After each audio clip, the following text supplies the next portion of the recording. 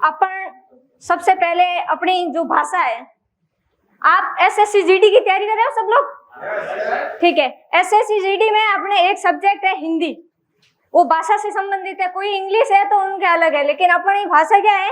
हिंदी। और आज अपन हिंदी पढ़ने जा रहे हैं। तो मैं आपको पहले है ना पूरे सिलेबस के बारे में बता देती हूँ कि आपके सिलेबस में कौन कौन से टॉपिक हिंदी से आने वाले हैं। ठीक है। तो सबसे पहला टॉपिक रहेगा अपने उपसर्ग। मैं पढ़ाऊंगी, सीधे उपसर्ग टॉपिक पे नहीं जाऊंगी, क्योंकि अपन को हिंदी एक भाषा है, उनको लो बेस से पढ़ना पड़ेगा शुरुआत से। ठीक है। पहले अपन को नींव मजबूत करनी पड़ेगी, उसके बाद मैं सीधे उपसर्ग पे आ जाऊंगी, आपको उपसर्ग पढ़ाने लग जाऊंगी। तो आपको पहले वर्ण, जैसे भाषा की सबसे छोटी इकाई कौन सी होती है? वर्ण। वर्ण होती है।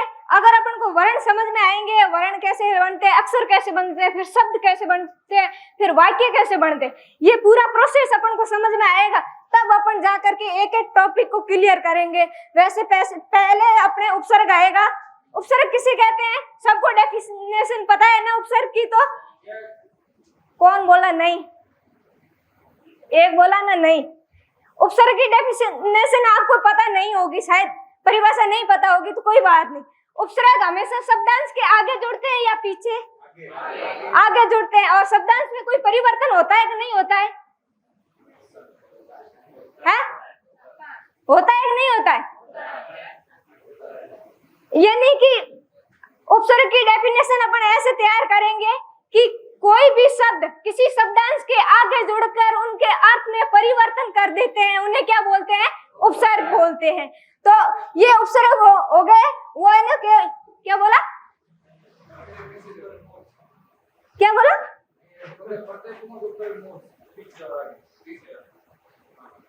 पीछे और आगे? अच्छा, पूंछ और मूछ। यहाँ जो आपकी ट्रिक है, पूंछ ये मूछ, मुझे पता नहीं है।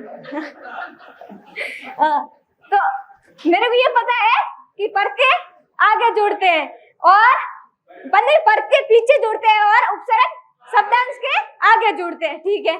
फिर आते हैं अपने क्या? पर्यायवाची शब्द। पर्यायवाची शब्द का मतलब क्या होता है भाई? एक शब्द के अनेक अर्थ, ये होता है क्या? एक शब्द के अनेक अर्थ तो होगा नहीं,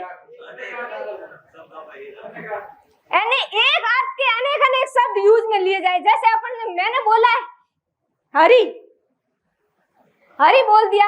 अब आप हरि को कहाँ कहाँ प्रयोग में लेंगे? हरि का मतलब क्या होता है? भगवान। ठीक। फिर हे प्रभु, हरि का मतलब भगवान होता है। एक हरि का मतलब वानर भी होता है, बंदर जिसको बोलते हैं, उसको भी अपन क्या बोलते हैं? हरि बोलते हैं। मतलब किसी भी मतलब कोई संज्ञा शब्द है, किसी भी संज्ञा शब्द के अनेक अर्थ, मतलब उनके और भी शब्द जुड़ जाते हैं, तो वो क्या कहलाते हैं? पर्यायवाची शब्द होते हैं। ठीक है ना? संज्ञा शब्द। ठीक है। संज्ञा याद रखना है क्या? संज्ञा शब्द। आप है ना, वैसे है ना, अपन कोई भी शब्दांश होता है उसके अलग अलग अर्थ नहीं बना सकते। ठीक है ना? कोई संज्ञा शब्द है, उनके अपन अलग अलग क्षेत्रीय भाषा के अनुसार अलग अलग उनको शब्दांश दिए जाते हैं। उसके बाद में अपने संधि आएगी और संधि विच्छेद आएगा। संधि में समझते हो? हार्ड टॉपिक, आपके इतने टॉपिक में से सबसे ज्यादा हार्ड टॉपिक अगर है ना, जो 12वीं कक्षा पास करके सीधे आ रहे हैं, उनके लिए सबसे हार्ड टॉपिक रहेगा संधि और संधि विच्छेद। बाकी सब नॉर्मल टॉपिक है, लेकिन अपन को नॉर्मल लेवल से नहीं पढ़ना है। नॉर्मल मैं सीधा जा करके उपसर्ग को पढ़ा दूंगी, आप उपसर्ग पढ़ लोगे, ऐसा नहीं है। आपको सिर्फ एसएससी जीडी में आने वाले सवालों को नहीं हल करना है। आपको मतलब कोई भी एग्जाम फाइट करो तो आपको जरा सी भी हिचकिचाहट नहीं होनी चाहिए कि ये मुझे नहीं आता है। ठीक है। मैं आपको लो बेस से पढ़ाना शुरू करूंगी और शिखर तक लेके चली जाऊंगी। फिर है आगे समासिक पदों की रचना और समास भी पढ़े होंगे, यानी कि जो बच्चे 12th पास करके आए हैं वो इन सब के बारे में जानते हैं। लेकिन अपने क्या है कि हिंदी व्याकरण बेसिक लेवल पे पढ़ाते थे, यानी कि कोई भी अपने जो विषय होता था उसके अंदर पाठ के अंदर गद्यांश पद्यांश आता था, उसके अंदर से अपन को बता दिया जाता था कि इसमें ये समास है।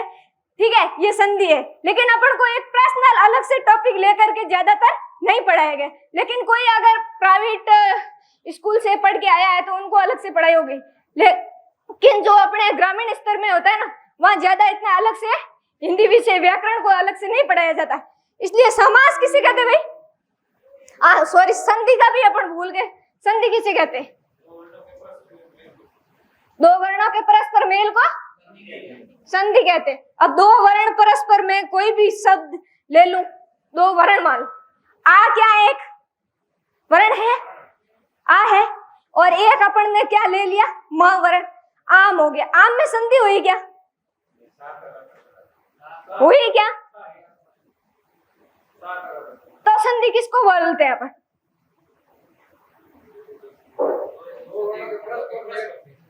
दो या दो से अधिक सार्थक वर्णों के परस्पर मेल से उत्पन्न विकार को क्या बोलते हैं अपन? संधि बोलते हैं। यानी कि उनका सार्थक मेल होना चाहिए और फिर उसमें क्या उत्पन्न होना चाहिए? विकार। विकार उत्पन्न होना चाहिए, तब जाकर के संधि होती, नहीं तो संधि नहीं होती। वहां केवल शब्द का निर्माण होता है। और शब्द भी देखो, भाषा की सबसे छोटी इकाई क्या होती है? सबसे छोटी इकाई, मौखिक इकाई किसको मानते हैं अपन? वर्ण है भाषा की सबसे छोटी इकाई। आप मानो तो सबसे छोटी इकाई है ध्वनि। क्या है? ध्वनि। यानी कि अपन, मैंने इस पे टिक किया, आपको कोई टुक टुक की आवाज आई, ये भी क्या है? एक ध्वनि है। ये ध्वनि, ये भी एक भाषा का भाग है। लेकिन वर्ण होता है ना, वो क्या है? लिखित इकाई है। भाषा की क्या है? एक लिखित इकाई है। और मौखिक इकाई माने तो भाषा की मौखिक इकाई क्या होती है? ध्वनि होती है। ध्वनि, अपन जो भी शब्द लिखते हैं वो क्या होती है? बोलते हैं मुंह से, ये क्या है? एक ध्वनि है। ठीक है, ध्वनि है। तो छोटी ध्वनि होती है। ध्वनि के बाद में क्या होता है? वर्ण। और वर्णों का जब परस्पर मेल होता है, सार्थक मेल होता। वैसे ऐसे नहीं, मैंने लिखा, सॉरी, ये है। अच्छा, समझ में नहीं आता है? हाँ, ला रही हूं मैं, यही कर दो ना।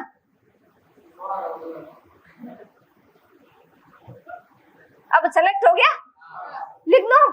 हाँ, मैंने लिखा है एक शब्द बालक लिखा। ठीक है, ये बालक लिख दिया। अब आप सुनो, ये क्या है? एक ये है शब्द, बालक नहीं है। ये बालक तो है, लेकिन ये क्या है? एक शब्द। मैंने इसको मुंह से बोल दिया बालक, तो ये क्या हो गई? एक ध्वनि हुई। ध्वनि हुई। अब मैं इनको अलग अलग करती हूं।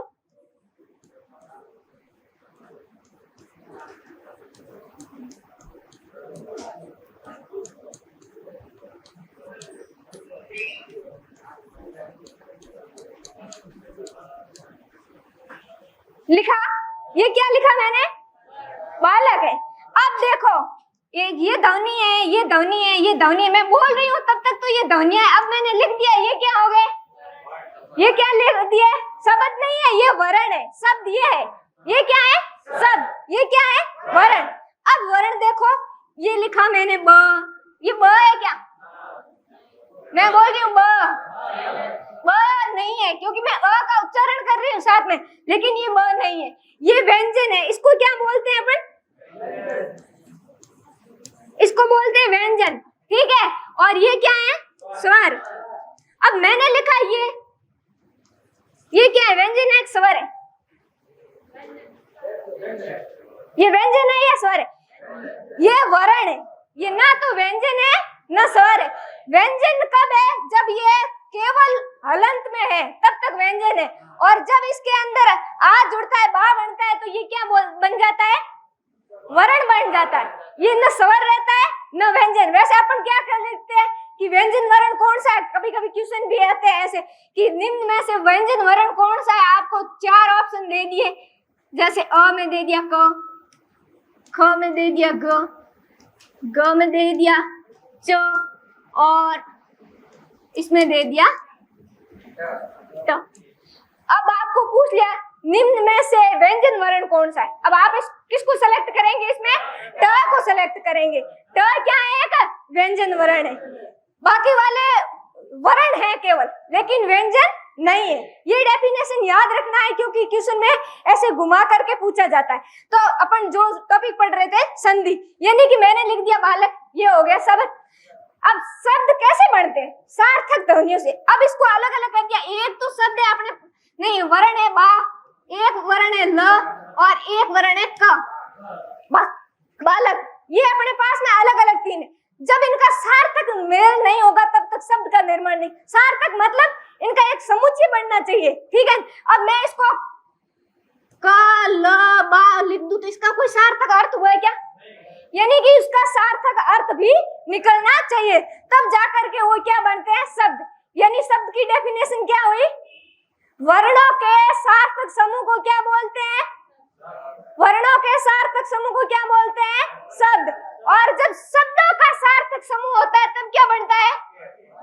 तब वाक्य बनता है। यानी कि वैसे मैंने लिख दिया, इसको हटाना कहां से? ऐसे।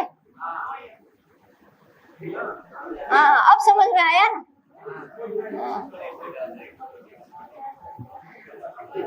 अब समझ में आ गया। तो देखो ये डबल कैसे चल रहा है?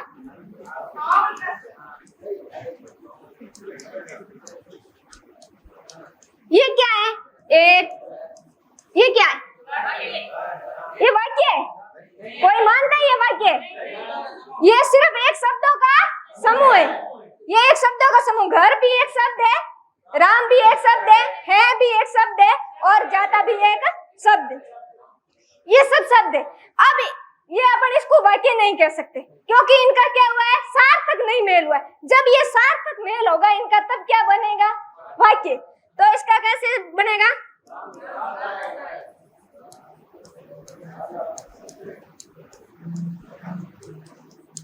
यानी ये अपना बन गया, ठीक है। राम घर जाता है, अब क्या बना? ये वाक्य बना कि नहीं बना? अब ये सार्थक वाक्य। अब मैं इनमें पूछ लूं आपको, ये लिखा हुआ है राम घर जाता है। अब राम घर जाता है अलग अलग करें तो ये क्या है? शब्द। और एक होते हैं पद। एक क्या होते हैं? पद। अब जब बहुत सारे पदों का मेल होता है तब भी वाक्य बनता है। इसमें पद कौन है? पद कैसे निर्धारित किए जाते हैं? जैसे राम है, राम एक पद है। कैसा पद है? संज्ञावाचक पद है। कैसा पद है? संज्ञावाचक। आपको कैसे पता चला संज्ञावाचक शब्द है? पहले अपन को संज्ञा की परिभाषा याद होगी ना, तब ये राम पता चलेगा कि राम संज्ञा कैसे हुआ। संज्ञा की परिभाषा अपन ने राम जाती है।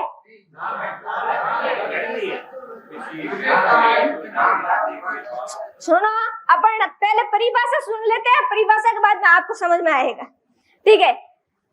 परिभाषा संज्ञा की क्या होगी? किसी व्यक्ति, वस्तु, स्थान या भाव आदि के नाम का बोध कराने वाले शब्दों को क्या बोलते हैं अपन? संज्ञा बोलते हैं। अब राम एक नाम है, क्या है? राम एक नाम है। नाम किसका है? एक व्यक्ति का नाम है, तो ये क्या हो गई? व्यक्तिवाचक संज्ञा। तो अपन इसको कहेंगे व्यक्तिवाचक संज्ञा। तो ये हो गया संज्ञा पद। राम क्या है? एक संज्ञा पद है। राम क्या है? संज्ञा पद। अब दूसरा आता है घर। ये क्या है? स्थान तो है, लेकिन क्या ये संज्ञा शब्द है? घर। मैंने आपको क्या बोला था? संज्ञा की परिभाषा उसमें बोली तो स्थान का नाम लिया था। तो घर भी एक क्या है? लेकिन है कौन सी संज्ञा? जातिवाचक है, भाववाचक है, या फिर व्यक्तिवाचक है? ये कैसे बताओगे आप? मैं आपको है ना यही तो बता रही थी कि अपन है ना पहले किसी भी टॉपिक पे चले जाए ना तो वह अपन को पता नहीं चल पाएगा कि क्या पढ़ रहे। अब आपको इसमें पता ही नहीं है। मैं आपको आगे आपके वाक्य है, वाक्य संरचना है, वाक्य कैसे बनते हैं और उनमें वाक्य अशुद्धियां कैसे होती है, शुद्धियां कैसे होती है वो बताएंगे। लेकिन आपको यही पता नहीं है इसमें संज्ञा कौन सी, सर्वनाम कौन सा है, विशेषण कौन सा है, ऐसे पता नहीं है ना। तो अपन को सबसे पहले क्या पढ़ना पड़ेगा? वर्ण विचार।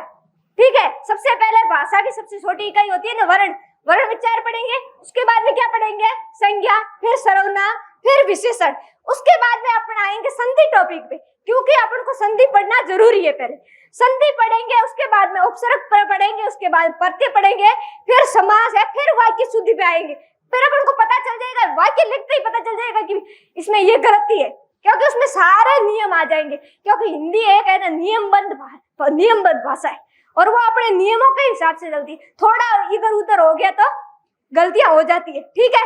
और आपको आपके है ना ये शब्दार्थ आएंगे, और शब्दार्थ जैसे एक लिख दिया अपन, ये कमी, और एक लिख दिया कमी, ऐसे लिखे हुए शब्द आएंगे। लिखा है कमी और कमी, और इसको थोड़ा ऐसे कर्मी कर दिया। फिर इनमें बीच में डिफरेंस क्या है, भिन्नता क्या है, और शब्दों के उच्चारण संबंधी गलतियां कहाँ हो रही है।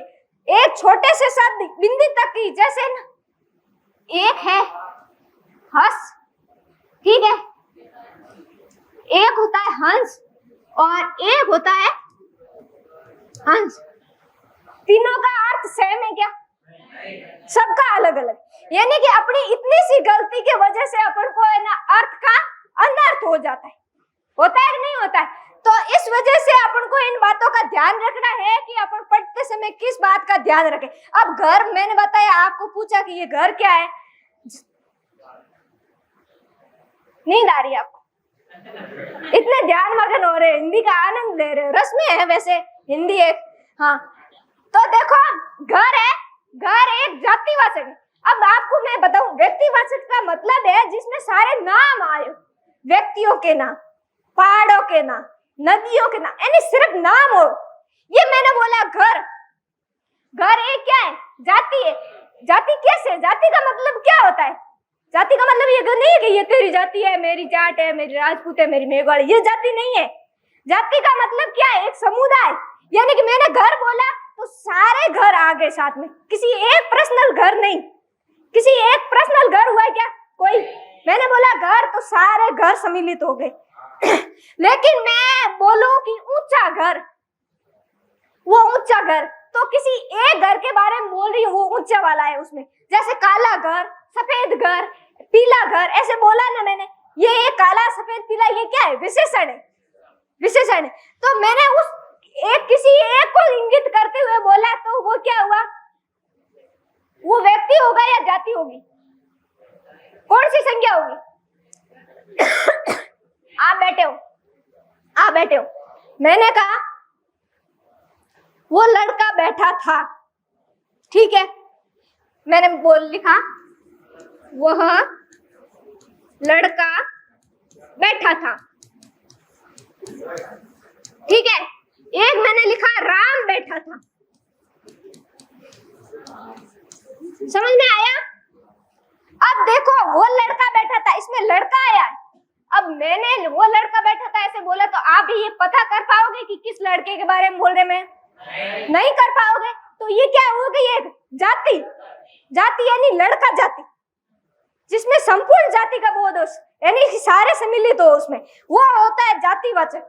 और लेकिन मैंने एक पर्सनल नाम ले लिया राम, यानी कि किसी एक के बारे में बोला मैंने, तो राम एक क्या होगी, व्यक्तिवाचक। तो मैं घर बताया, मैंने बोला पीला घर, तो वो कौन सी हो गई, व्यक्तिवाचक संज्ञा होगी, क्योंकि उसमें पर्सनल किसी का नाम बताया जा रहा है। जैसे मैंने बोला नदी बहती है, हमारे घर के पास से नदी बहती है, तो एक सिर्फ नदी शब्द आया है ना, तो ये क्या है, जाति है, ये क्या है, जाति। लेकिन मैं कहूँ कि हमारे घर के पास से गंगा नदी बहती है, तो वो क्या हो गया, व्यक्तिवाचक संज्ञा होगी। समझ में, ध्यान रखना, उसके आगे अगर नाम आ गया है तो वो कौन सी होगी, व्यक्तिवाचक। लेकिन अगर उसके पूरे समुदाय का बोल दिया, नाम नहीं दिया है, सीधा पर्वत बोल दिया, पहाड़ बोल दिया, समुद्र बोल दिया, कोई भी, जैसे पशु बोल दिया, पक्षी बोल दिया, जानवर बोल दिया, सबके अंदर कौन सी संज्ञा होगी, जातिवाचक। लेकिन मैं बोलूं, मैंने कहा काला घोड़ा,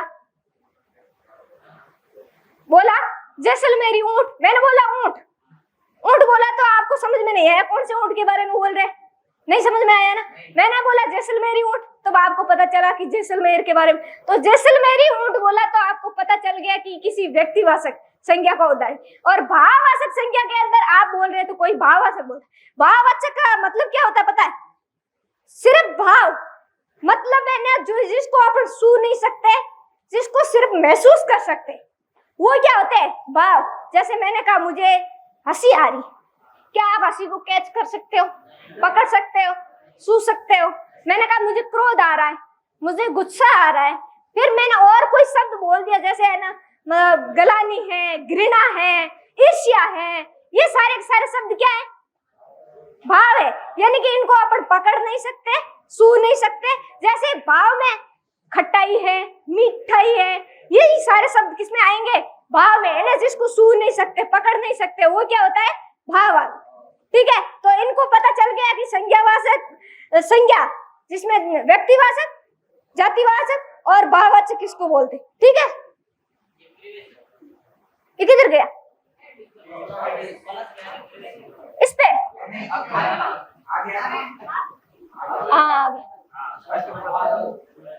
बस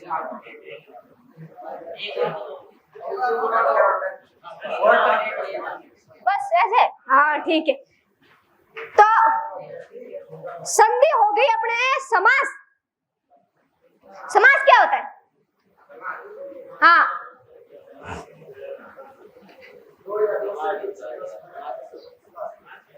दो या दो से अधिक नया शब्द क्या बोलते हैं? समास। क्या डेफिनेशन सही है? दो या दो से अधिक कोई भी शब्द मिला करके मैं समास बना सकती हूँ, यानी कि सार्थक शब्द होने चाहिए। और समास किन किन शब्दों से मिलते हैं? वैसे शब्द भी पता होना चाहिए अपन, शब्द कितने प्रकार के होते हैं? शब्द कितने प्रकार के होते हैं? उत्पत्ति के आधार पर शब्दों के 3 भेद होते हैं। कितने? 3। आपने पढ़ा होगा रूढ़ शब्द, पढ़ा है क्या रूढ़ शब्द? रूढ़ का मतलब क्या होता है? रूढ़ी। रूढ़ी का मतलब समझते हो आप? है अपने बूढ़िया कहावत में क्या नहीं के डरे पड़ूड़ा। हाँ, देखो रात दिन अपन लाइफ में जो शब्द यूज में लेते हैं उनको वो क्या बोलते हैं? रूढ़ शब्द। यानी कि इनका एक ही अर्थ होता है, ठीक है ना, सब जगह एक ही अर्थ में प्रयोग किया। मैंने बोला स्त्री, स्त्री एक शब्द है, या बाड़मेर में स्त्री को दूसरा कुछ नहीं बोलते, स्त्री को स्त्री बोलते हैं, ठीक है। मैंने बोला स्त्री तो वो ऐसे नहीं स्त्री को कोई दूसरा ही समझ ले कि किसी लड़के को स्त्री समझ ले, नहीं समझते ना। पूरे भारत में क्या पूरे विश्व में भी स्त्री को तो स्त्री समझा जाएगा, तो ये क्या है? रूढ़ शब्द है। दूसरा आता है योग रूढ़, यानी कि 2 शब्दों के, जिसमें योग रूढ़ यानी एक तो शब्द अपने यहाँ 2 भाषाएं, अलग अलग भाषाएं नहीं, एक ही भाषा के 2 शब्दों का मेल होता है, तो वह क्या बनता है? योग रूढ़। और यौगिक शब्द यानी अलग अलग भाषाओं के शब्दों के मेल से जो शब्दांश का निर्माण होता है ना, उसको क्या बोलते हैं? यौगिक शब्द। जैसे मैंने आपको बोला, एक मैंने ले लिया स्त्री शब्द, ये शब्द है, ये कैसा है? रूढ़ शब्द है। कैसा शब्द है? रूढ़ शब्द है। मैंने लिख दिया रसोई, ये रसोई शब्द क्या है? रूढ़ शब्द है, यानी कि सब जगह एक ही अर्थ में चलता है, ठीक है, रूढ़। लेकिन एक शब्द है घर, क्या है? घर। ये घर भी एक रूढ़ शब्द है। अब मैंने इनको लिख दिया रसोई घर, रसोई घर, रसोई घर लिख दिया, इनको दोनों को साथ में लिख दिया रसोई घर। जहाँ खाना पकाया जाता है वो क्या होता है? रसोई घर। तो ये क्या है? रूढ़ शब्द है या योग रूढ़ है? क्योंकि इनके बीच में दोनों का योग हुआ है, ये है योग रूढ़। योग रूढ़ कैसे हुए? 2 शब्दों का मेल तो यौगिक में भी होता है। तो ये रसोई भी शब्द है जो किसका शब्द है? हिंदी का है। और घर भी क्या है? हिंदी का है। दोनों के किस भाषा के हैं? एक ही भाषा के, हिंदी भाषा के शब्द मिले हैं तब। अब यौगिक शब्द होते हैं कुछ, देखो एक मैंने लिखा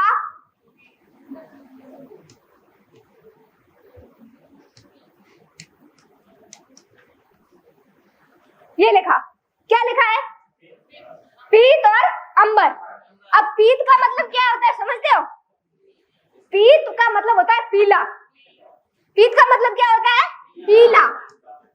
और अंबर का मतलब क्या होता है? आकाश। ये पर्यायवाची शब्द तो याद है ना? हाँ, तो इसका मतलब अब इसका साधारण अर्थ तो पीला आकाश ऐसे लगा सकते हैं क्या? ये अपन अलग अलग बोले तो ये क्या होगा? पीला अंबर, ठीक है। लेकिन जब ये शब्द दोनों यौगिक बनेंगे, यौगिक बन गए, यौगिक का मतलब जुड़ गए, ये क्या बन गया? पीतांबर। अब है ना, ये अंबर एक आकाश भी होता है, एक इसका मतलब वस्त्र भी होता है। आगे मैं आपको पढ़ाऊंगी ना, जब एक ही शब्द के अलग अलग अर्थ होते हैं ना, तो एक अंबर का मतलब वस्त्र है। अब इसका मतलब पीतांबर का क्या हुआ? पीला वस्त्र धारण किए हुए। कौन है? आपको पता नहीं पीतांबर किसका पर्यायवाची शब्द है? भगवान श्री कृष्ण को क्या बोलते हैं? पीतांबर बोलते हैं। तो ये कृष्ण जी का पर्यायवाची शब्द है।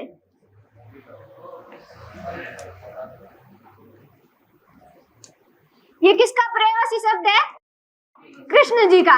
यानी कि पीले वस्त्र धारण किए हुए कौन है? कृष्ण। लेकिन अपने प्रश्न सीधे ऐसे उठा करके नहीं देंगे कि पीतांबर में कौन सा समास है। समास को कैसे है? आपको एक पैराग्राफ दिया जाए, पैराग्राफ का मतलब समझते हो? गंध्यांश। आपके सीधा गंध्यांश आएगा और उसमें आपको इसको मिटा दे। समास से संबंधित क्वेश्चन कैसे पूछे जाएंगे? मैं आपको लिखा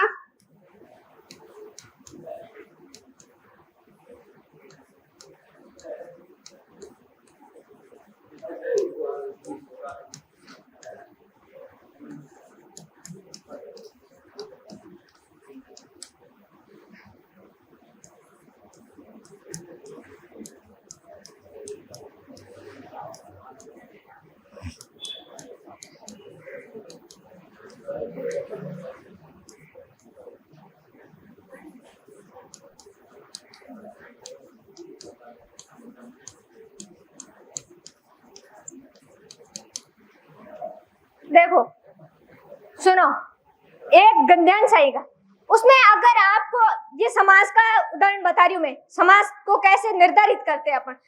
पीतांबर पहने हुए राम जा रहा है, एक गद्यांश आया और उसमें पूछ लिया आपको कि पीतांबर पहने हुए राम जा रहा है, और वहां क्या पूछेगा? रेखांकित शब्द में समास कौन सा है?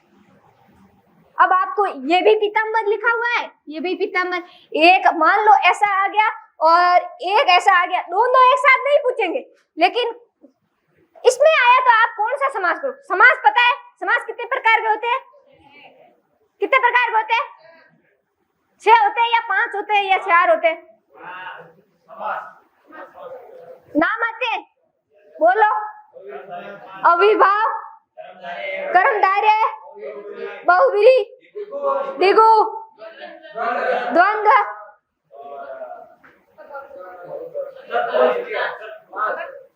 कितने हुए? तत्पुरुष बोला किसी ने? आपको अगर पूछ ले मुख्य रूप से समास कितने प्रकार के होते हैं, तो आप क्या बोलोगे? 4 प्रकार के होते हैं। कितने होते हैं? 4 प्रकार के होते हैं। आपको पता है पदों के आधार पर समास का निर्धारण किया जाता है। 2 या 2 से अधिक पदों के मेल से, सार्थक पदों के मेल से उत्पन्न विकार से जो है ना शब्दांश बनता है ना, वो समास होता है। पद होते हैं उसमें, ये नहीं कि अपन समास की डेफिनेशन पढ़ेंगे, जैसे अविभाव है तो उसमें प्रथम पद प्रधान होता है, ठीक है ना। पूर्व पद, जिसको पहले पद को मतलब जो पहले लिखा जाता है उसको क्या बोलते हैं? पूर्व पद, और जो लास्ट में होता है उसको क्या बोलते हैं? उत्तर पद बोलते हैं। तो उसमें ऐसे पूछा जाता है कि जिस पूर्व पद जिसमें प्रधान होता है वहां पर कौन सा समास होता है, तो वहां कौन सा समास होता है? अविभाव। और तत्पुरुष में कौन सा पद प्रधान होता है? उत्तर पद होता है, ठीक है। और द्वंद्व में कौन सा पद प्रधान होता है? दोनों पद प्रधान होते हैं। जैसे आपने एक बहुत फेमस उदाहरण अपन पढ़ते आते, माता और पिता, ठीक है। ये किसका उदाहरण है? द्वंद्व का। द्वंद्व का मतलब क्या होता है? द्वंद्व का मतलब होता है युद्ध। यानी कि इधर भी खींचा होता है, इधर भी खींचा होता है, यानी दोनों शब्दों में खींचा होता है। इसमें माता का भी इतना ही औचित्य है और पिता का भी इतना ही औचित्य, दोनों का बराबर। तो यहाँ पर दोनों के बीच में क्या होता है, खिंचाव, तब ये द्वंद्व होता है। और द्वंद्व में दोनों पद क्या होते हैं, प्रधान होते हैं। और चौथा कौन सा है, बहुब्री, जिसमें कोई पद प्रधान नहीं, उभय पद प्रधान होता है। ये न तो पहला न दूसरा, तीसरा पद प्रधान होता है, उसको क्या बोलते हैं, बहुब्री बोलते हैं। तो पदों के आधार पर समास के कितने भेद हो गए, 4। आप बोल रहे हो एक क्रमधारय और एक कौन सा, द्विगु सम। ये दोनों तत्पुरुष समास के अंतर्गत ही आते हैं। किसके अंदर, तत्पुरुष समास के भाग है क्रमधारय और द्विगु दोनों। लेकिन अपन अलग से पढ़ेंगे, यानी कि आपके एसएससी है जिसके अंदर आपके एकदम नॉर्मल वैल्यू के क्वेश्चन पूछे जाते। मैंने पेपर सारे देख लिए, उसमें पेपर में कहीं ऐसा क्वेश्चन नहीं है जो इतना डिफिकल्ट पूछे, क्योंकि आपको ऐसे नहीं पूछेगा क्रमधारय किस समास का भाग है। आपको तो प्रश्न अलग से क्रमधारय को पढ़ना पड़ेगा और द्विगु को भी पढ़ना पड़ेगा। समझ में आई? तो कितने भाग हुए, मुख्य रूप से 4, लेकिन अलग अलग करे तो कितने हो गए, 6 पद। ठीक है, अब इसमें अविभाव की क्या परिभाषा रहती है, तत्पुरुष की क्या रहती है, फिर द्वंद्व की, फिर द्विगु की, फिर बहुब्री की, सबकी अलग अलग डेफिनेशन रहेगी। तो उसके बाद में समास में अपन ये पढ़ेंगे। हाँ, अब मैं ये प्रश्न पूछ रही थी, तो इसमें पीतांबर पहने हुए राम जा रहा है, मतलब इसका पीतांबर का मतलब क्या हुआ, पीले वस्त्र। पीले वस्त्र पहने हुए राम जा रहा है, तो इसमें कौन सा समास होगा? आप है ना समास के अंदर क्रमधारय समास पढ़ोगे और बहुब्री समास पढ़ोगे, एक जैसे शब्द मिलेंगे, उन क्रमधारय में भी वैसे ही शब्द मिलेंगे जैसे आपको किसमें मिल रहे हैं, बहुब्री में। लेकिन क्रमधारय में कोई तीसरा अर्थ निकल करके नहीं आएगा, लेकिन बहुब्री में क्या होगा, तीसरा अर्थ निकल के आ जाएगा। तीसरा अर्थ का मतलब जैसे पीतांबर बोला तो वहां अर्थ क्या निकलेगा, भगवान श्री कृष्ण निकलेगा, पीले वस्त्र नहीं निकलेगा। तो इसमें तो सीधा पूछा है कि पीले वस्त्र पहने हुए राम, तो पीतांबर हो नहीं सकता ना, हो सकता है क्या, भगवान श्री कृष्ण बन सकता है क्या, नहीं।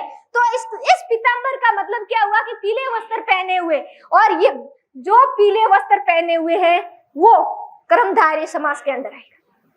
वो उदाहरण किसमें आएगा, कर्मधारय, यानी कि जो लोक प्रचलित अर्थ है, जो सबके लिए समान उपयोगी है, वो किसमें आएगा, कर्मधारय। लेकिन किसी विशेष व्यक्ति विशेष या वस्तु विशेष के लिए आएगा, वो किसमें जाएगा, बहुब्री। अब मैंने कहा मैं हर रोज पीतांबर की आराधना, ऐसा तो हो नहीं सकता कि मैं हर रोज पीले वस्त्रों की आराधना करती हूँ, हो सकता है क्या, पीले वस्त्रों की आराधना नहीं करती हूँ, इसका मतलब मैं क्या करती हूँ, भगवान श्री कृष्ण की आराधना करती हूँ। तो इस पीतांबर का मतलब क्या हुआ, भगवान श्री कृष्ण। तो आपके वो गद्यांश हो चाहे पद्यांश हो जिसमें आते हैं, तो पहले पूरे उस गद्यांश को ध्यान से पढ़ना है। सब ऐसे सीधा पीतांबर को देखा, बहुब्री टिक कर दिया या कर्मधारय टिक कर दिया, तो वहां अपने गलत हो जाएगा। तो वहां पूरे शब्द जो वाक्य है, उस वाक्य के अर्थ को समझना है कि वो वाक्य किसके बारे में कहा गया। उसके बाद में अपन को निर्धारित करना है कि इसमें कौन सा समास है। ये कर्मधारय और बहुब्री समास की अलग अलग दोनों की परिभाषा रहेगी, और इनमें बहुत सारे समास होंगे। जैसे मान लो मैं अविभाव समास बताती, अविभाव समास में आप एक ही डेफिनेशन पढ़ते हैं, जिनके आगे क्या जुड़े हुए होते हैं, उपसर्ग, यानी कि जितने भी उपसर्गवाची शब्द होते हैं वो सारे के सारे किस में आते हैं, अविभाव।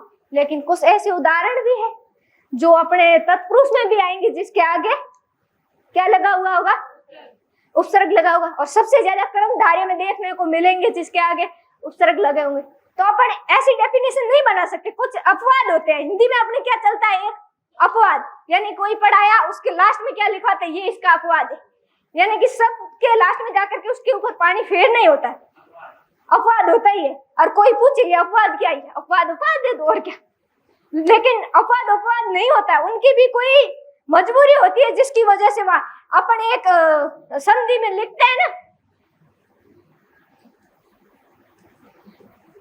कंठ प्लस ओष्ठ लिखते हैं, कंठ प्लस ओष्ठ, ये क्या बनेगा, ये क्या बनेगा। अब इसका ये सही है या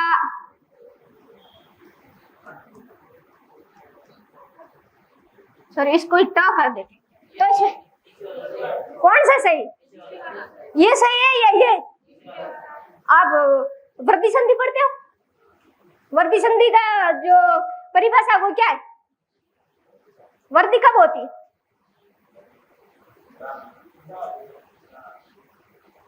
वर्ती कब होती है? दो मात्राएं होती है तो वर्ती होती है। होती है? अरे वर्ती ये ऐसे वर्ती में आता है या दीर्घ में आता है? किस में आता है बताओ? दीर्घ में तो आपको पता है आ, ई और उ। आ, ई, उ तीन शब्दों की वर्ती होती, दीर्घ होता है। और वर्ती किन की होती है? ए, आई, ओ, औ की। इनमें भी है विशेष करके किसकी? आई की और औ की। यानी कि उनमें क्या होती है? वर्ती होती है। वहां अपन ऐसे पढ़ते कि ये ना देखो कंठ आ गया फिर ओष्ठ आ गया, इसकी वर्ती होकर के ये हुआ। ये वर्ती संधि का तो नियम ये कह रहा है ये सही है, लेकिन अपवाद क्या बोल रहा है? ये सही है। नियम लगा तो ये सही होगा, नियम लगाएंगे तो ये, लेकिन अपवाद है, नहीं होता ये होगा सही। क्यों होगा? क्योंकि ये अपवाद है, तो अपवाद चलते रहेंगे। यानी कि अपने समास हो गया। समास की पदों की रचना कैसे होती है, उनमें कौन सा समास होगा उसके बाद में अपन ये पढ़ेंगे। फिर ये विपरीतार्थक या विलोम शब्द, ये तो भाई छोटे छोटे थे ना अपन, तब से विलोम शब्द सीखते आ रहे। और मैंने एसएससी जीडी का अभी 2022 में आपका पेपर हुआ था, 2 पेपर वो देखे हैं और एक 2021 वाला मैंने देखा। उनमें सिर्फ अपने 5वीं तक के स्तर में अपन ने जो पढ़े थे ना विलोम शब्द वही पूछे गए, लेकिन अपन यहाँ तक नहीं पढ़ेंगे। अपन बड़े लेवल में पढ़ेंगे विलोम शब्द, क्योंकि अब है ना कुत्ता का कुतिया, ऊंट का ऊंटनी, शेर का शेरनी, अब स्त्री का पुरुष, ये तो आपको आता है? आता है? तो ये नॉर्मल वाले, ये वाले नहीं, ये तो है ना 5वीं क्लास के बच्चों को पूछे है ना अपन, वो भी बता दे। ये विलोम शब्द, लिंग परिवर्तन एक जैसे ही चलते, लिंग में तो अपन को जो है लिंग कर देते परिवर्तन, लेकिन विलोम शब्द यानी कि जैसे सत्य का असत्य, बस इतना, हिंसा का अहिंसा, यानी कि छोटे छोटे शब्द ऐसे नहीं। अपन को बड़े लेवल के जो आपको नहीं आ रहे वो अपन पढ़ेंगे। आप ऐसे कि मैडम वो बड़े वाले पढ़ा देंगे, हमें याद नहीं, छोटे भी पढ़ेंगे अपन और बड़े वाले भी पढ़ेंगे, सब पढ़ेंगे साथ में। उसके बाद में आते हैं मुहावरे और लोकोक्तियां। अब आपको एक बात समझनी कि मुहावरे क्या होता है, लोकोक्ति क्या होती है। मुहावरा क्या होता है? ये 2 शब्द लिखे, एक मुहावरा एक लोकोक्तियां, अलग अलग। मुहावरा और लोकोक्तियां, लोक में जो प्रचलित उक्ति है उसको क्या बोलते हैं? लोकोक्ति। यानी कि लोकोक्ति सबसे ज्यादा स्थानीय भाषा में बोली जाती है। लोकोक्ति क्या होती है? स्थानीय भाषा में, यानी कि अपना है नहीं, बूढ़िया है नहीं, जितना भी आप इन्हें विशेषण नवाजिया करे, जितना भी विशेषण आप इन दिया करे, विशेषण की कर, तू तो गद्दो है, तू गंवार है, तू गंवार है, तू गद्दो है, या भाई ये नहीं, मतलब कोई भी एड़ो काम करे डिफिकल्ट और बिंग बाद में कोई लोकोक्ति बनाया करे, वाह या करे लोकोक्ति। और मुहावरा होता है उनके सबके पीछे ना लगना जरूरी है, क्रियावाचक बनाना जरूरी। आपको कोई भी है ना पूछ लिया इस उक्त में लोकोक्ति है या मुहावरा, जैसे मैंने कहा खून पसीना एक करना, मैंने बोला खून पसीना एक करना, अब ये मुहावरा है या लोकोक्ति? ना आपको एक ध्यान रखा, दुनिया के जरा उदाहरण लेकर के आ जाना, मुहावरे के पीछे हमेशा क्या लगा हुआ आता है? ना लगा हुआ, वो क्या है? मुहावरा। और लोकोक्ति है ना जो साधारण जीवन में रोजाना है ना, लोकोक्ति को तो मुहावरे को तो अर्थ आप है ना आपको निकालना पड़ेगा, वाक्य में प्रयोग करेंगे तब आपको समझ में आएगा। लेकिन लोकोक्ति तो आप देखते ही फटाक से कह दो हाँ इसका अर्थ ये होगा, क्योंकि वो अपने दैनिक जीवन में अपन नहीं तो अपने माता पिता हर रोज करते हैं। कोल्लू का बैल क्या मतलब हुआ? कोल्लू का बैल, कोल्लू का बैल क्या होता है? कोल्लू का बैल होता है ना, किसको बोलते हैं? घाड़ी में चलता है, वो पूरे दिन चलता रहता, पूरे दिन चलता रहता, उसका एक ही निश्चित जगह, यानी कठिन परिश्रम करने वाला क्या बोला जाता है? कोल्लू का बैल। क्या मैं तो कोल्लू का बैल की दिन भर काम करूं, तो भी मतलब क्या हो कि कठिन परिश्रम करना, एक जगह स्थिर रहते हुए कठिन परिश्रम करते हैं, उसको क्या बोलते हैं? कोल्लू कबे। तो इसमें लोकोक्तियां और मुहावरे में अर्थ समझना। फिर है वाक्यांश के लिए एक सार्थक शब्द। अब वाक्यांश के लिए एक सार्थक शब्द कैसे? मैंने बोला जो पढ़ा लिखा ना हो। मैंने बोला इतना बड़ा, मैं ना जैसे गीता है पढ़ी लिखी नहीं है, ठीक है, मैंने बोला गीता पढ़ी लिखी नहीं है, इतना बड़ा वाक्य लिखने की जरूरत थी क्या? मैंने क्या लिख दिया? गीता अनपढ़ है। तो जो पढ़ा लिखा ना हो उसको क्या बोलते हैं?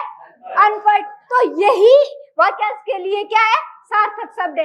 यानी कि अपन एक वाक्य, बड़े वाक्य का निर्माण करने से बचने के लिए अपन क्या करते हैं? इनका निर्माण करते हैं। यानी कि बहुत बड़े बड़े शब्दों को समुचित करके एक इनका सार्थक अर्थ निकाल दिया जाता है। जिनके माता पिता न हो, मैंने बोला कि गीता के माता पिता नहीं है, इतना बड़ा लिखा, और मैंने लिख दिया गीता अनाथ है। इसका मतलब आपको पता चल गया कि गीता के माता पिता नहीं है।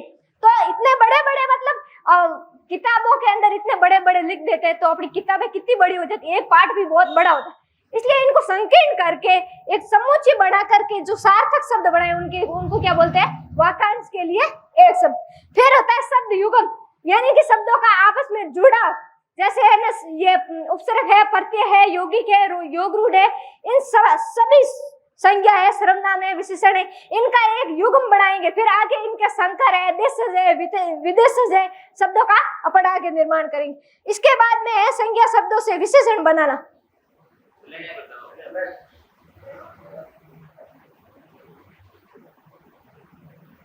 ठीक है, संज्ञा शब्दों से अपन विशेषण, संज्ञा शब्दों का तो आपको पता चल गया, ये संज्ञा शब्द है, इनसे विशेषण अपन कैसे बढ़ाएंगे? यानी कि भाववाचक संज्ञा है जिससे विशेषण सबसे ज्यादा, विशेषण से भाववाचक संज्ञा बनाई जाती है, और भाववाचक संज्ञा से क्या बनाए जाते हैं? विशेषण बनाए। विशेषण किसे कहते हैं?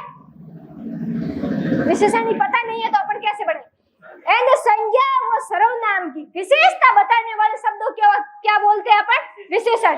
जैसे मैंने बोल दिया राम काला है, क्या बोला? राम काला है। तो इसमें राम क्या है? राम क्या है?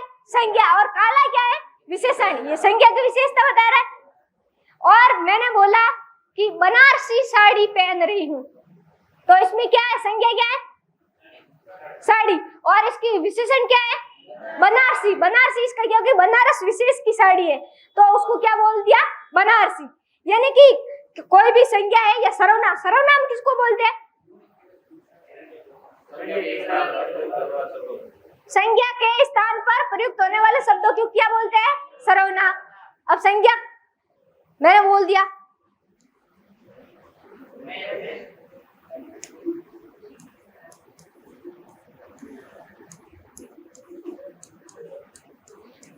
ये क्या है? ये क्या है? अरे ये क्या मैं बोल रही हूँ? ये राम है, ये क्या है? संज्ञा। अब सर्वनाम कैसे बनते हैं?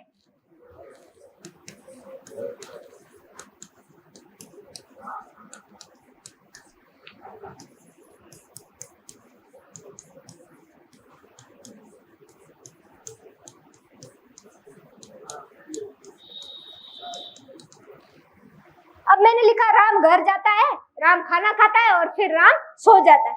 मैंने इतना लिखा, आपको अटपटा नहीं लगता है? लिखता है तब ये लिखा हुआ है तब अटपटा लगता है ना, कि बार बार क्या राम राम राम राम रट लगाए रहते। कितनी बार राम लिखो?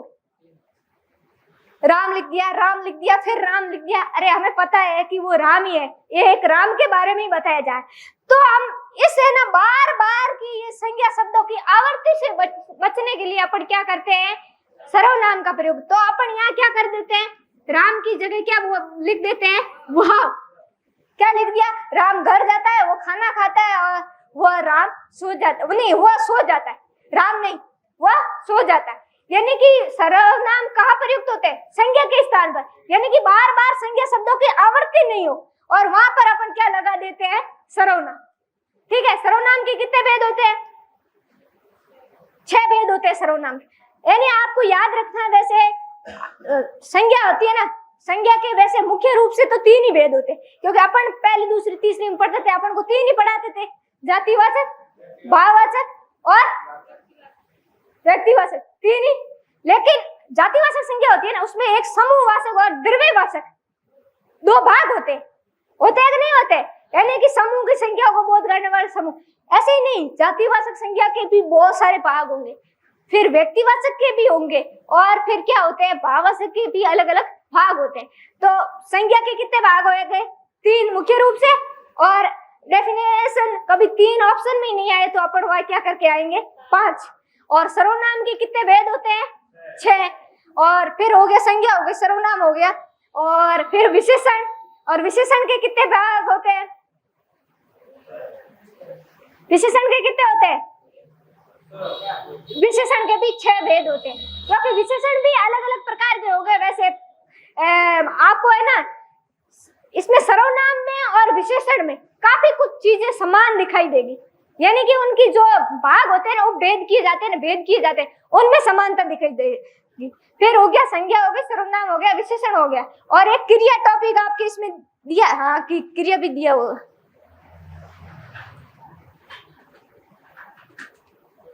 इसके बाद में अपन पढ़ेंगे ये अनेकार्थ शब्द, पढ़ लिया?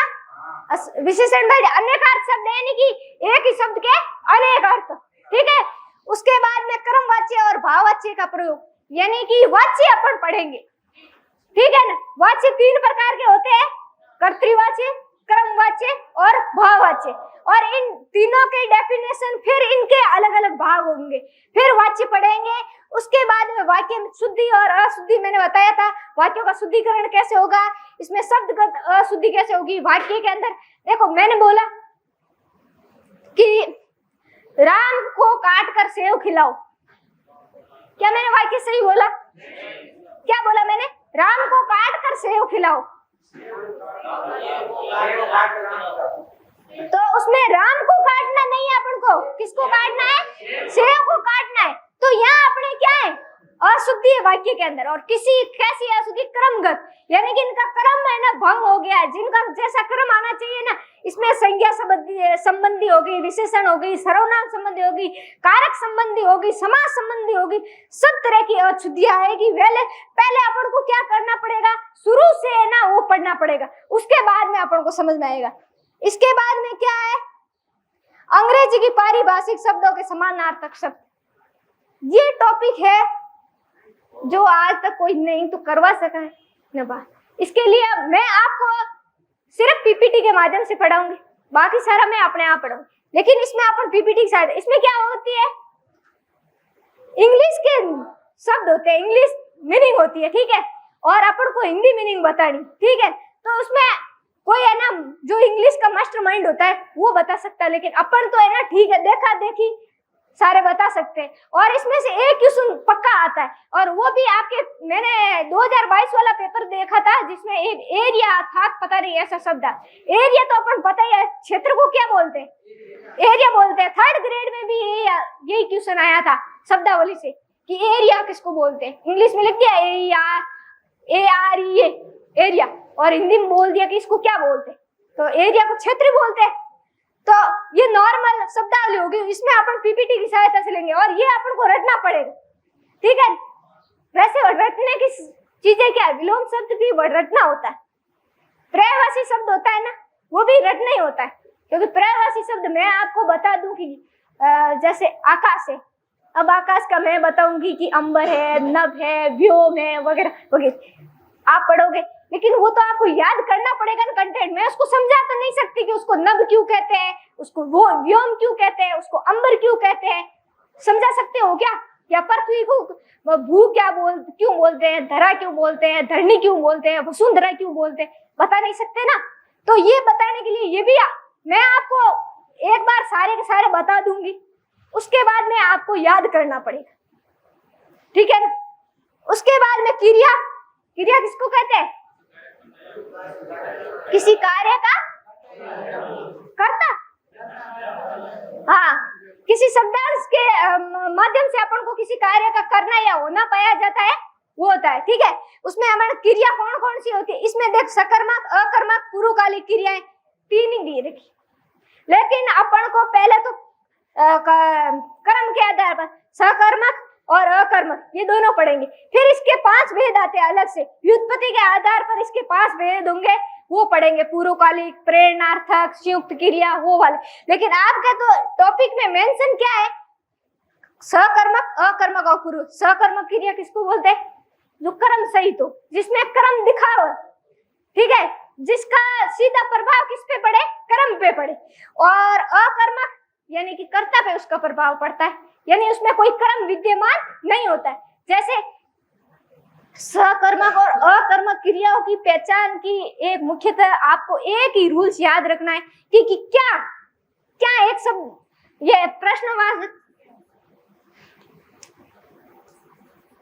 क्या, आप कोई भी मैंने शब्द लिखा, आप उसमें क्या क्वेश्चन करना, अगर क्या की जगह उसका उत्तर आता है तो वो कौन सी होगी? सकर्मक।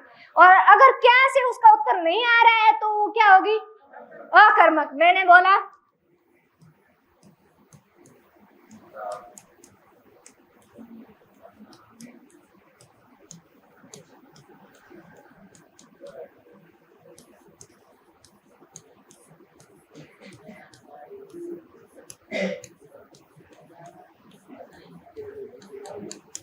अब देखो, मैंने लिखा गीता गाना गा रही है और गीता हंस रही है। अब मैंने पूछूंगी आपको कि इनमें कौन सी क्रिया है, इसमें कौन सी क्रिया, आप बता दोगे? बता दोगे? मैंने बोला गीता गाना गा रही है और गीता हंस रही है, कैसे हुआ सकर्मक अकर्मक? आपने क्वेश्चन पूछा, यानी कि गीता क्या गा रही है पूछा, तो क्या गा रही है? गाना। यहाँ गीता हंस रही है ऐसे तो नहीं पूछ सकते, गीता क्या रही है ऐसे पूछ सकते हो क्या? पूछ सकते हो क्या? यानी कि जो है ना, अपन को जो क्रिया दे रखी है उस क्रिया की जगह आप क्या का प्रयोग करो, जो क्रिया दे रखी है। यानी कि ये ना जिसके पीछे है, हंसना, गाना, रोना, मतलब ये सारी क्रिया है ना, क्रिया की जगह क्या रखना है अपन को? क्या रखना? और वहां से अगर आपका उत्तर निकल के आ रहा है तो वह क्या होगी? सकर्मक। और जहाँ उत्तर नहीं निकल रहा है, अब गीता क्या आ रही है ये तो हो नहीं सकता, इसमें क्या आ रही है? कौन हंस रही है? इसमें क्या,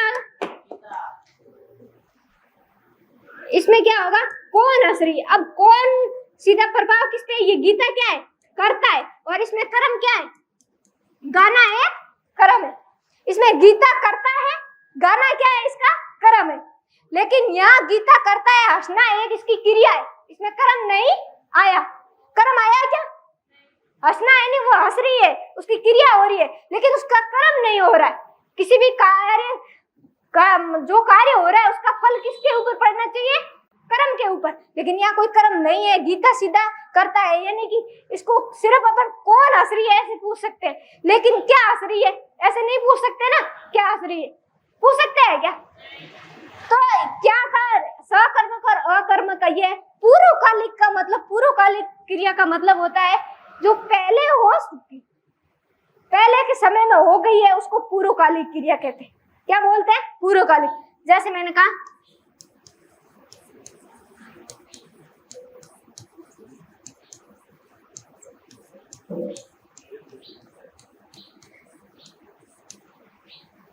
राम खाना खाकर सो गए। अब इसमें पूर्वकालिक, पूर्वकालिक है नहीं, पहले काल में कार्य हो गया। इसमें पहले राम ने क्या किया? पहले सोया है या खाना खाया है? अब इसमें मैं, आप जिसको आ रहा है ना वही हाथ खड़े करें। अब राम खाना खाकर सो गया में पूर्वकालिक क्रिया कौन से शब्द में, ये बताना। तो आपको बोलने की क्या जरूरत है सबको? यानी किसमें है? खाना में नहीं है, खाकर में है। ये खाना खाना है, खाना मतलब वो जो मटेरियल है ना उसको बोला है, लेकिन क्रिया किसमें है? इसमें है। हाँ, अपन क्या करते थे, सीधा खाना लिखा हुआ है, ये क्रिया है, ना आया है पीछे, ये नहीं है खाना, ये तो सिर्फ वो है ना, एक पदार्थ है जिसको अपन खाएंगे। लेकिन क्रिया किसमें है? खाकर में। यानी कि पूर्वकालिक क्रिया आपको पूछे कि वाक्यांश में पूर्वकालिक क्रिया किसमें है, तो आप क्या बताएंगे? खाकर में है। यानी कि पूरे वाक्य में क्रिया नहीं है पूर्वकालिक। पूर्वकालिक क्रिया किसमें है? खाकर। और उत्तरकालिक कौन है? सो गया। यानी कि लास्ट में वो क्या काम कर रहा है? सोने का काम कर रहा है। लेकिन पहले क्या कर रहा है? खाना खाने का काम कर रहा है। तो ये क्या हो गई? पूर्व कालिक। बस क्रिया में आपको इतना ही याद कर लिया तो भी आपके एसएससी का एग्जाम फाइट हो सकता है, बिल्कुल 1% बाहर नहीं जाएगा। लेकिन अपन को इसको भी विस्तार से पढ़ेंगे। उसके बाद में अपने आएगा कार्यालय पत्रों से संबंधित ज्ञान। पत्र लिखना सिखाया थे आपको जब स्कूल में गए थे, गए थे। उसमें किसको लिखा था? मित्र को, सखा को, सहेली को, घर से माता पिता को। लेकिन वो वाले पत्र यहाँ नहीं चलेंगे। ये कार्यालयी पत्र है जो बड़े बड़े अधिकारी बड़ी बड़ी ऑफिसों में भेजते हैं। जैसे है ना, हाई कोर्ट से कोई ऐलान आया जजों के पास में, वो पत्र हो गया। या कोई संविदा है या कोई निविदा है जो कोई चीजें बेचना है, या कोई विज्ञप्ति जारी करनी है कि कल आपके एसएससी जीडी के फॉर्म भरे जाएंगे, तो वो आगे आदेश देंगे वहां से, तो वो भी कार्यालय पत्रों के अंतर्गत आएगा। ये नहीं कि वो अपन सखी को पत्र भेज रहे हैं कि मैं यहाँ खुश हूँ, आप वहाँ पर्सन, और बस ये वाला, वो वाला इसमें नहीं आएगा। इसमें कार्यालय पत्र आएंगे और वो भी अलग अलग प्रकार के आएंगे। व्यावसायिक पत्र कैसे होते हैं, ज्ञापन कैसे होते हैं, विज्ञापन कैसे होते हैं, वो अलग अलग, विज्ञप्तियां कैसे जारी होती है, वो आएंगे इसके अंदर। इतना ही है ना? ये इतना ही है, कोर्स में देता ही है ना। हाँ, तो ये अपना कोर्स था, ठीक है। कोर्स हुआ पूरा, बस। नहीं, मैंने इसको सिलेबस को आपको समझा दिया बस। हाँ, हाँ। अब अपन क्या पढ़ेंगे? टॉपिक शुरू करेंगे भाषा। हाँ, ये वो तो गई बस। अब देखो अपन क्या पढ़ेंगे। सबसे पहले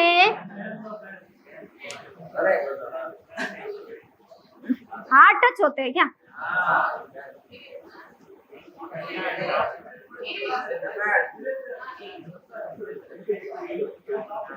इसलिए तो पुराने जमाने के ठीक थे, बोर्ड जैसे लिखा वैसे हाथ से मिटा यार। बस एक समस्या रहती थी, हाथ काले होते थे। यानी कि अपना टॉपिक क्या रहेगा? भाषा। अब भाई भाषा किसको बोलते? भाषा किसको कहते हैं? अब भाषा है, मैं बोल रही हूँ, मेरी क्या ये भाषा है? इसको भाषा बोल दूं मैं?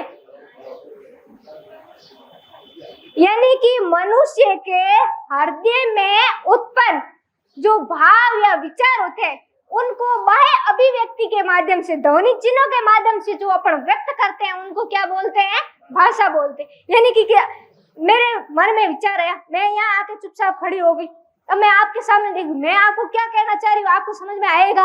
नहीं आएगा। मैं मन ही मन, मेरे भाव अंदर है।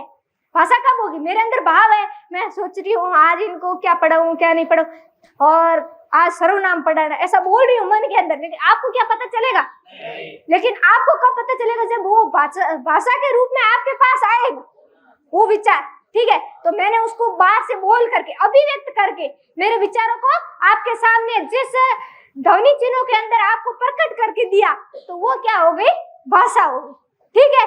और भाषा की सबसे छोटी इकाई क्या है भाई? भाषा की सबसे छोटी इकाई कौन सी है? भूल गए इतने जल्दी? अभी 15 मिनट या 20 मिनट इतनी हुई है ना क्लास, और 20 मिनट में भूल गए। एग्जाम कब होने वाला पता नहीं, तब तक तो सारा काम दिमाग में फ्लॉपी डिस्क साफ। ऐसा नहीं करना। यानी कि भाषा की सबसे छोटी इकाई क्या है? ध्वनि है ध्वनि। और भाषा की सबसे छोटी सार्थक इकाई कौन सी है? मैंने बोला सार्थक, सार्थक शब्द बोला। क्या बोला? इसका संधि विच्छेद करो।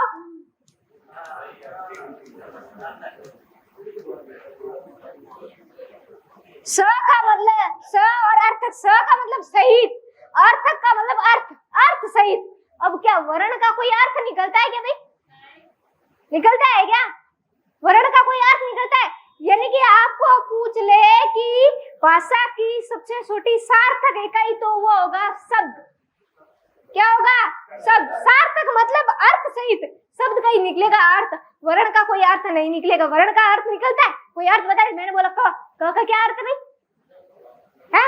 मैंने बोला कबूतर, तो आपने एक पक्षी को ले लिया, तो वो क्या हुआ? शब्द। यानी कि भाषा की सबसे छोटी सार्थक इकाई पूछे तो क्या है? शब्द। लेकिन ऐसे ही पूछ ले कि भाषा की सबसे छोटी इकाई कौन सी, तो आपको वर्ण करना है। और भाषा की सबसे छोटी मौखिक इकाई पूछे तो वह आपको क्या करना है? ध्वनि। एक बात है, एक आपने पढ़ा है वर्ण, बड़ा लिखो तो थोड़ा, एक पढ़ा है अक्षर, एक पढ़ा वर्ण और एक पढ़ा अक्षर। अब इसमें वर्ण और अक्षर, मैंने एक शब्द लिखा,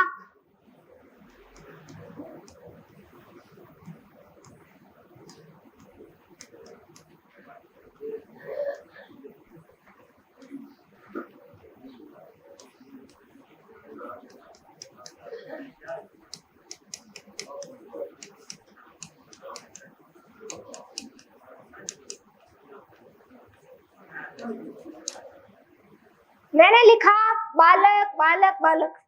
ये तीन तरह के ये वर्ण लिखे, ये भी वर्ण लिखे और ये शब्द लिखा। ठीक है, अब मुझे ये बताओ कि इसमें वर्ण कौन से है और अक्षर कौन से? अक्षर कौन से और वर्ण कौन से? ये है शब्द और ये क्या है? वर्ण है या अक्षर? वर्ण। मैंने आपको बताया था कि वर्ण वो छोटी से छोटी ध्वनि होती है जिसके टुकड़े नहीं किए जा सकते। क्या होता है? जिसके टुकड़े नहीं किए जा सकते। अपन इसको अब टुकड़े कर सकते हैं, ब का टुकड़े कर सकते हैं इसका, यानी कि ये छोटे से छोटे ध्वनि यही है। ठीक है, और आ के टुकड़े कर सकते हैं। कोई तो कहते हैं हाँ मैडम ये हो सकता है अ प्लस अ, ये टुकड़ा हो गया ना। अरे टुकड़े तो हुए हैं अ प्लस अ, लेकिन हिंदी होती है ना, उसमें आ एक स्वतंत्र ध्वनि, ऐसे बोलते हैं आ, दो अलग अलग करके बोलते हैं क्या? ब बोलते तो ब के साथ अ की भी ध्वनि आती है, लेकिन आ बोलते तो क्या अ की ध्वनि आपको साथ में सुनाई दे रही है क्या? दे रही है क्या? नहीं दे रही। तो इसमें ये क्या है? ये है वर्ण। लेकिन ये क्या है? ये बा क्या है? एक ये क्या है? अक्षर है। और ल क्या है? एक अक्षर है। और क भी ये क्या है? अक्षर है। अक्षर जब है ना वर्ण, स्वर वर्ण और व्यंजन वर्ण दोनों मिलते हैं तो क्या बनता है? अक्षर बनता है। यानी आपको पूछा जा सकता है कि वर्ण की डेफिनेशन क्या है, वर्ण किसको कहते हैं और अक्षर किसको कहते हैं। तो आप यहाँ अक्षर को जब तक जानोगे नहीं ना, है ना, अलग अलग है, स्वर और व्यंजन दोनों अलग अलग है, तब तक तो वो क्या है? वर्ण है। और जब दोनों स्वर और वर्ण साथ में मिल जाएंगे तो क्या होगा? वो अक्षर। अपन क्या नॉर्मल रोजाना बोलचाल में बोलो नहीं बोलो ओके अक्षर लिखे होते मैंने समझ नहीं को आवे, बोलो नहीं बोलो तो वो अक्षर कायो बोलो, वो यूं कौन बोलो, यूं यूं लिखुड़ो है यूं। कभी वर्ण बोलो कायो वर्ण लिखुड़ो मन ध्यान नहीं कुन पड़े। अपन क्या बोलते हैं? अक्षर बोलते हैं। तो ये कौन सा? ये क्या है? अक्षर। और ये क्या है? वर्ण। और बोल दिया मैंने, ये क्या है? ध्वनि है। ये क्या है? ध्वनि, यानी मुख से बोला मैंने, जब तक वो मौखिक रूप में है वो क्या है? एक ध्वनि है। और जब मैंने इनको चिन्हों से, लिपि से, हिंदी की लिपि कौन सी है? देवनागरी लिपि, और इनको एक लिपिबद्ध कर दिया, तब ये क्या हो गए? वर्ण हो गए। ठीक है, उसके बाद में शब्द आपको पता ही है, यानी शब्द किसको बोलेंगे अपन? एक मिनट प्लीज प्लीज प्लीज, एक मिनट। शब्द की परिभाषा कौन बताएगा? हाथ खड़ेगा, बोलना नहीं है, सबको साथ में नहीं बोलना है प्लीज। अभी मैंने बताया था शब्द की परिभाषा, अपन 10 मिनट पहले पढ़ के आए कि शब्द की परिभाषा क्या है। हाँ बताइए। वर्णों का समूह जिसका सार्थक अर्थ निकलता हो। और आपने बोला तो सही, आपने क्या बोला? वर्णों का समूह जिसका सार्थक अर्थ निकलता हो। वो तो किसकी परिभाषा होगी आगे अलग से हो जाएगी बाकी, लेकिन वर्णों का सार्थक समूह होना चाहिए। किसका? सार्थक वर्ण होने चाहिए, सार्थक अर्थ नहीं होना चाहिए। सार्थक क्या होना चाहिए? वर्ण। यानी आपको बोलना क्या है, वर्णों के सार्थक समूह को क्या बोलते हैं, क्या बोलते हैं, शब्द। और शब्दों का सार्थक समूह क्या कहलाता है, वाक्य कहलाता है। अब समझ में आया क्या, फिर समझो, यानी कि 10 मिनट बाद पूछूंगी तो वही हाल होगा, समझ लेना है शुरू से, ठीक है ना। वर्ण नहीं, सबसे पहले ध्वनि, उसके बाद में क्या वर्ण, उसके बाद में क्या अक्षर, अक्षर के बाद में क्या है शब्द, शब्द के बाद में वाक्य, और बीच में वो क्या है, पहले मैंने बताया था पद आते हैं। वाक्य के अंदर अपन अलग अलग वाक्य के एक एक शब्द को अलग कर देंगे तो वो क्या बन जाएंगे, पद बन जाएंगे। जैसे राम एक संज्ञावाचक पद है और घर एक जातिवाचक संज्ञा पद है। वैसे रहा है एक क्रिया पद है, जा रहा है, जाना एक क्रिया है, तो जा रहा है क्या हो गया, क्रिया पद हो गया, ठीक है। उसके बाद में अपन आते सीधे वर्ण। वर्ण में देखो भाषा की डेफिनेशन समझ ली। अब वर्ण, हिंदी में वर्ण कुल कितने होते हैं भाई, हिंदी में वर्ण कुल कितने होते हैं, पढ़ा नहीं था, हाँ धीरे धीरे क्यों बोल रहे हो, अरे डर रहे हो आपकी कि क्या गलत हो जाए। मैं आपको बता दूं कि जैसा आए, चाहे गलत हो सही हो, अपने अंदर की भावनाओं को व्यक्त कर देना चाहिए, ठीक है ना। वहां आप हिचकिचाहट है या कंपन होने लग जाता है ना, तो फिर काम नहीं। आप तैयारी किसकी कर रहे हो ये पता है आप, एसएससी जीडी, जिनके पास में जिगर चाहिए, जिगर यानी कि एक आर्मी होती है ना, उसमें जिगर वाला ही बंदे जा सकते हैं, हर कोई जा नहीं सकता है, जा सकता है कोई जिसके अंदर जिगर होता है। नौकरियां हजारों जगह पड़ी है, हजारों नौकरियां है, प्राइवेट धंधा कर सकते हैं अपन, और नौकरी के अंदर 30-35 हजार रुपए मिलते हैं, उससे अपना कोई भला नहीं होने वाला। अपन है ना एक साल में यहाँ पर अपन कम से कम 1,00,000-1,50,000 सैलरी नहीं 50 लाख कमा सकते, क्यों जाते हैं वहां देश की सेवा करने के लिए, क्या पता कल को गोली लग जाए और शहीद हो जाए तो। लेकिन वो एक अंदर की भावना है, उसके अंदर जिगर है, तभी तो कोई जाने सेना में जाने का निश्चय करता है। हर कोई जाना नहीं चाहता कि भाई कल क्या पता अपने परिवार है, माता पिता है, घर बार है, कहाँ जाए है। तो आप जैसा आए वैसा बोलना सीख जाओ, है आपको तो वह गोली के आगे भी डर नहीं लगेगा, तो यहाँ मैं हूं, मेरे से किस बात का डर है, ठीक है ना। हाँ तो वर्ण कितने प्रकार, नहीं वर्ण कितने होते हैं हिंदी में, मुख्य रूप से कितने होते हैं 44, और कुल पूछे तो 52, कुल पूछे तो कितने 52, अब 44 हो गए। आपने अवा पढ़ा बचपन में, तो उसमें कितने अक्षर होते थे, गिन लो अमूल्यों पे गिन लो कितने होते, में 2 वर्ण ही होते थे, 13 होते थे, 11 कैसे हैं, 13 होते थे, 13 होते थे अपन पढ़ते।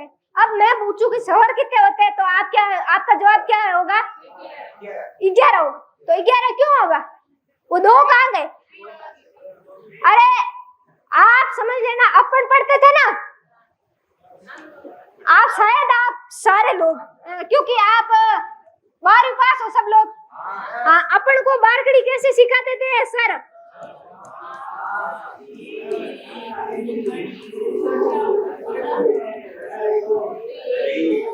ये सिखाया था क्या आपको, सिखाया था, कितने बंदे बोल रहे हैं कि सिखाया था, हमें सर पढ़ाते थे तब हमें ये 20 में री लिखाते थे। गजब हो भाई, तुम्हारा भाग्य है, अहो भाग्य, भाग्य ही नहीं अहो भाग्य है कि तुमको यार री सिखाया। हमें सर पढ़ाते थे ना, यहाँ सर को पूछ लेना अंदर से बोला करके कि आपको री कहाँ पढ़ाते थे, हमारे वाले सर इतने पढ़े लिखे नहीं, उनका पता है, वो इतने मास्टरमाइंड है, वो सबसे लास्ट में री पढ़ाते थे, कहाँ फिर क्या पढ़ाते थे री। लेकिन हमें तो 12वीं के बाद में कंपटीशन एग्जाम की तैयारी में जाने के बाद में पता चला कि ये ऊ और ऊ के बीच में आती है, ऊ और ऊ को नहीं, ये ए और ऊ के बीच में आती है री, ठीक है ना। तो इसके बाद में क्या बोलते थे अपन,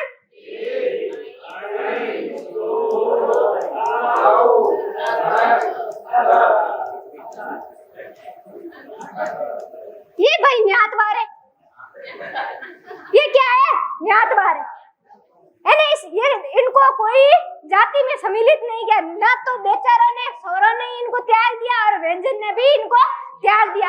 स्वरों ने कहा हम तुम्हें अपने साथ में नहीं बिठाएंगे, फिर व्यंजन वालों ने भी कह दिया कि हम आपके साथ में नहीं बैठेंगे, तो ये बेचारे पीछे ही रह गए। तब इनको क्या बोलते हैं हिंदी में? अयोगवाह, यानी जिसका किसी के साथ में योग ना हो, जिसका किसी के साथ में योग ना हो, यानी किसी के साथ में योग नहीं हो रहा, न स्वर में न व्यंजन में, लेकिन ये न तो स्वतंत्र रूप से स्वर में आ सकते हैं, न स्वतंत्र रूप से व्यंजन में आ सकते हैं, लेकिन आते दोनों के साथ में आते हैं, क्योंकि इनको अगर व्यंजन के अंदर जुड़ के आना पड़ेगा, अलग से ये अपना अस्तित्व नहीं रहे।